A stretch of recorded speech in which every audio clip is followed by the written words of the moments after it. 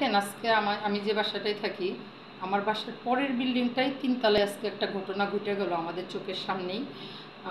এই মহিলার প্রথম বিয়ে হয়, এই ঘরে দুটো মেয়ে আছে, ওখানে ডিভোর্স হয়, পরে আরেকটা সে বিয়ে করে, এই ঘরে তার আরেকটা ছেলে, এই ছেলেটা হচ্ছে তার দাদা বাড়িতে থাকে, এই হাজবেন্ড থাকে হচ্ছে বাহিরে।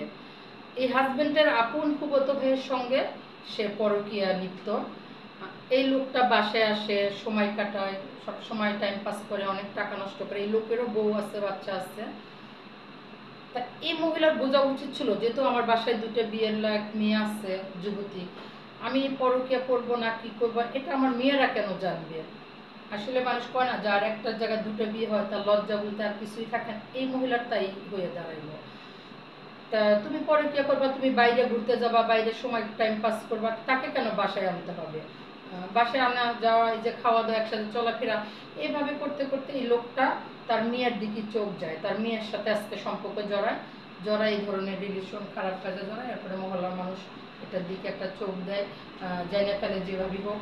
অনেকদিন ধরে টার্গেটে ছিল, আজকে হাতে নাতে ধরছে এই লোকটার সাথে, যে মার সাথে যার সম্পর্ক তার আবার মেয়ের সাথে কিভাবে সম্পর্ক হলো।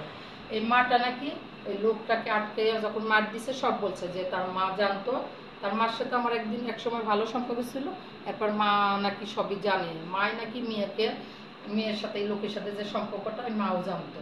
এই যে লোকটা টাকা পয়সা খরচ করে দুই হাত ভরে, নিজের বউ বাচ্চার খাবার ঠিক মতো আসে না, সে না, কিন্তু পরের মেয়েকে দেখেন, এই যে মা, তাহলে দুনিয়াতে মার কাছে যদি সন্তান সেফটি না হয়, তাহলে এই সন্তানদের সেফটি কোথায় আছে বলেন তো?